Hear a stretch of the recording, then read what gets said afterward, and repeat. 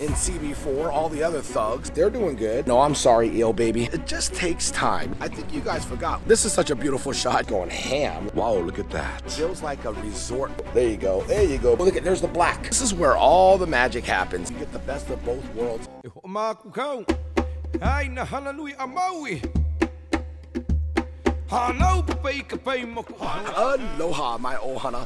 It is your boy back with another aquatic adventure. Now, if you're new to the channel, we talk about everything in the aquarium hobby. Not wasting any time, we're going to jump right into this one. Now, we're going to head over to the fish room, aka Tiki Lounge, where I want to give you guys an update on all of the thugs that are swimming around in the aquariums, all right? Let's go. First, check out the Archer Fish Aquarium. Let's go. All right, my ohana, this is a record for me. I'm happy to say that everybody in here is safe. Everybody is healthy, especially my beautiful German blue rams, which are really hard for me to keep. But these guys are loving their aquarium. Look at them. So I got 1 male and 3 females here. So he's got like a nice little harem. But all the angelfish are doing good. As you can see, the angelfish are swimming around here. If I can catch them, they're pretty fast swimming around, but they're doing good. The 4 angelfish, and we got our archer fish. Oh, look at, there's the black. Ooh, wait, are they breeding? Oh, I don't look like they were breeding. Anyways, the black ram, you can see there too as well. Midnight ram, whatever you want to call it. But everybody's doing good, which is a record. I'm going on I think almost 3 weeks on keeping these fish. If you guys don't know my history with German blue rams, or yeah, pretty much any kind of ram, I don't know what it is. I can never keep them for a very, very long time. I don't know what it is. I don't know what's in my water, but yeah. So we're going to go ahead and give them a sprinkle of this freeze-dried food, which they absolutely love. They devour it. Look at the black ram's already up there feeding. He loves them. And look at all the other rams. Oh, even the angelfish, they're all out. They usually wait for it to settle at the bottom, but wow, I guess they're going to eat up at the surface here with the archer fish. You can see the archer fish just going ham. Look at them. These are clouded archer fish, full freshwater archer fish. Most archer fish are brackish, which is a saltwater and a freshwater mix. But as you can see, everybody here is going nutsos. You can see the German blue rams that are here at the bottom that are eating, as well as the angelfish. Everybody in here is doing great. All right, let's go check out CB4. Okay, here's CB4. We got the Severums, the electric blue Acara. Look at, there he is, MC Gusto himself. He looks so just fine with all these aggressive fish. He was the one who was in the archer fish who just pretty much murked every fish that I had in here except for the archer fish, which I believe the reason why is because the archer fish are more of a top swimming fish. Anybody halfway or below, this guy was taken care of, and it's so uncommon. Look at him. He's even chasing the rainbow cichlid around. It's so uncommon for these guys to be so aggressive. They're more, I mean, even though they're a cichlid, they're more of a more calming cichlid. But we're going to give these guys some food and let these guys feast. I have some sinking pellets and some floating pellets for these guys, and then I'll feed, oh, look at my eel. We'll feed the eel his shrimp because he's kind of spoiled. But let me go ahead and pour some of these pellets in here. You'll see the pellets go down and everybody's going to feast. Look at red severum, the rainbow cichlids. Oh, look at, oh yeah, that's right, our leperinus. Look at him. He's doing good too. He's got a small little mouth, but the pellets are small enough for him to fit. There he is. Look at him. Oh, maybe not. He'll snack on all the little crumbs, though, that everyone's going to create. Yeah, I got to give my, I know, I'm sorry, eel baby. Come on, let's feed this guy. This guy's super spoiled. He gets raw shrimp, so I got to slice them up in kind of smaller slivers for him. Look at, there he goes. He got that one. There you go, bud. All right, let's get him another one. This guy can probably throw down 2 full-size shrimps. There he goes. Get it, buddy. Yeah, he got it. Look, he wants more. He just literally swallows it like an anaconda. He will literally put his nose up. I got to move it around, so there you go. There you go, buddy. That's yours. That's yours. It's so hard to feed him with all these fish. That's why I throw pellets in there. Cause a little diversion, a little distraction. There you go, bud. He got it. I know it's so hard to get this guy his food with everybody. But yeah, there you go, bud. He had about a shrimp and a half there for him, so everybody in here is doing good.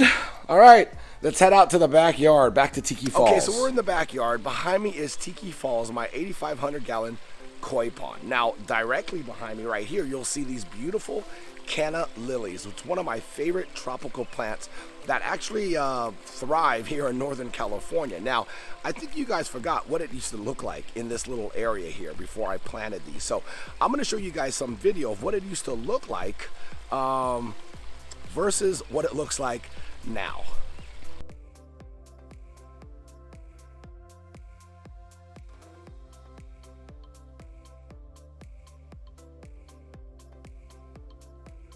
And as you can see, I'm pretty much standing in the same spot I was in that video. You can see the beautiful canna, how it's filled in. I love the way it kind of separates this section versus the pond. That's what I love about it.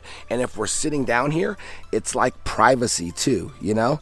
So if I'm sitting back here on a chair and someone walks out into the backyard, they can't even see me. So that's what I love about canna. And they'll get really tall. As you can see, this orange canna, look at it. It's probably about 1.5 feet, literally from touching the bottom of that sunshade cell. So as you can see, absolutely gorgeous. It just takes time. You know, when you plant plants, it's not gonna come out immediately, but I wanted to show you how beautiful canna lilies can be and how they fill in a certain area. So you can see I only had like a couple stalks in that video. There was a little bunch here, a little bunch there, but I spread them out and now they're forming a wall. Let me go on the other side and show you what it used to look like.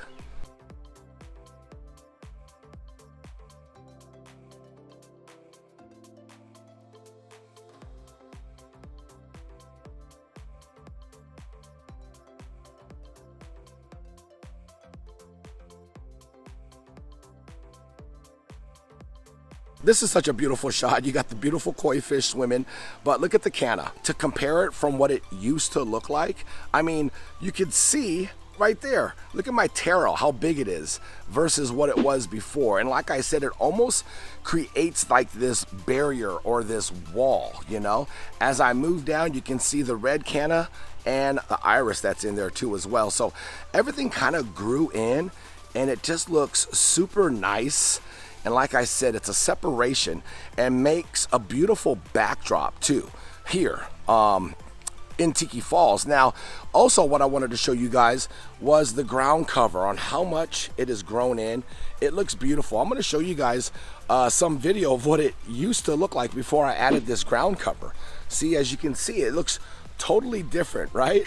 So you got this ground cover here that has grown in, and it's grown in perfect to where it drapes right over the rocks too. You can see it as it goes down further down the line, and it softens the edges, you know, it makes it look really nice.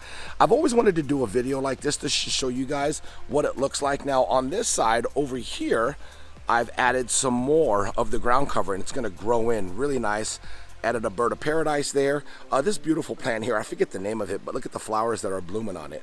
And of course, if you see those little white pipes that are in there, that is the sprinkler system that we're gonna hook up here shortly. But as you can see, I mean, it just looks beautiful. And it's nice once everything grows in, then you can see what it's going to look like.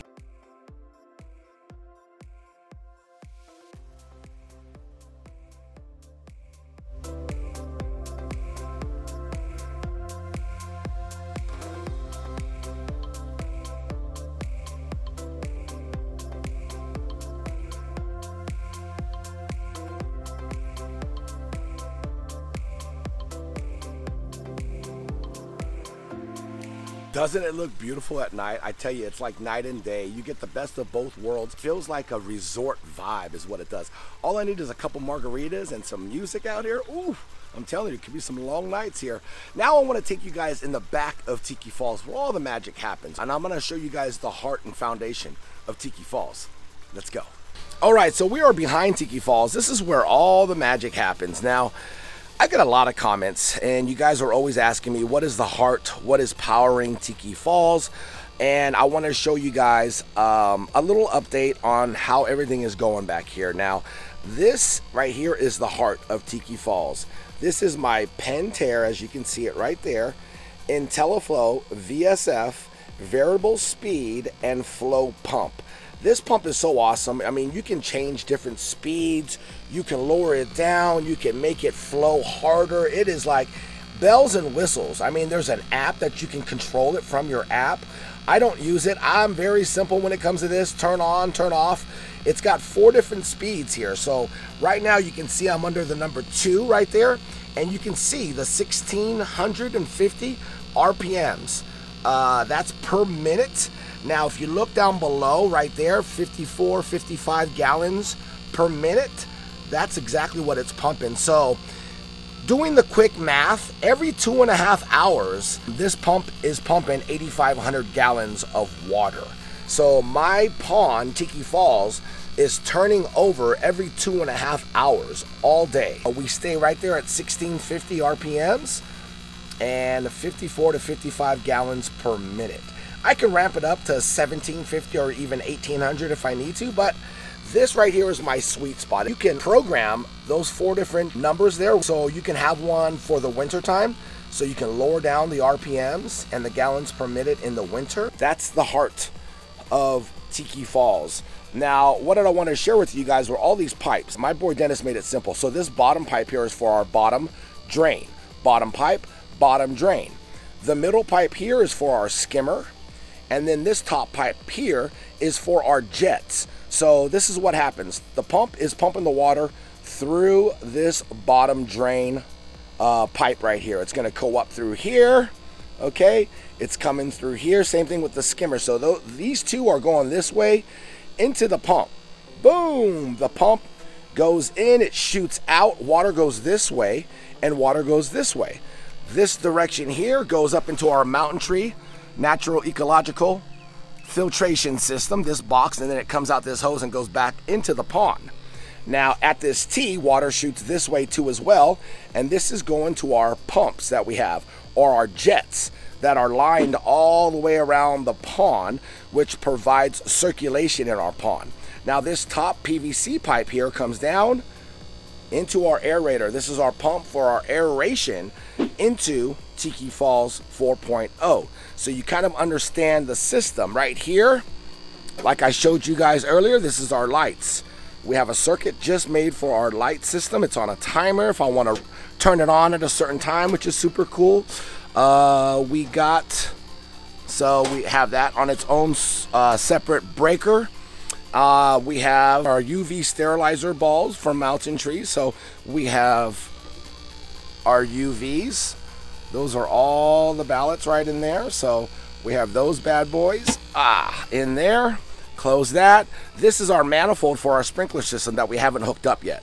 So this is another air pump that sits right above the manifold. And as you can see, it's got this air valve that's going right into the filtration box right here. You see those air hoses? Yep, the air hoses run inside the filtration box. There's 2 really large air stones that sit at the bottom of the lotus root bacteria house that provides aeration for the bacteria. So there are 2 different types of bacteria that are in this natural filtration system.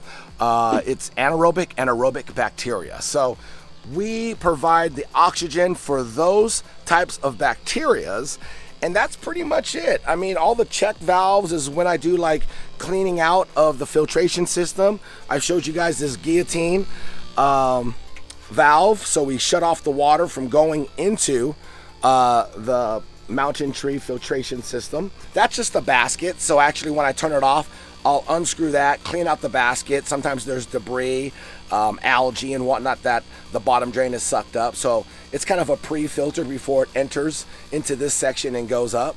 But yeah, now you guys have a little bit of an idea of how Tiki Falls is being ran. Yeah, it's pretty insane, right? So I hope I answered a lot of your guys' questions on Tiki Falls, the growth on Tiki Falls too, all of the plants, the landscaping of Tiki Falls. And it's coming in, it's looking, I'm getting the visual now. So we did an update on the archer fish too. Archer fish, everybody in that aquarium is doing great because we eliminated that thug, MC Gusto. He's back in CB4, all the other thugs, and they're all living in peace and harmony. As you can see, we fed those bad boys. So everybody's happy, I'm happy, I hope you guys are happy. and have a happy day. A lot of happies right there at the end. Anyways, take care, my ohana. I'll see you guys in the next video. Much love and aloha. Hana Hui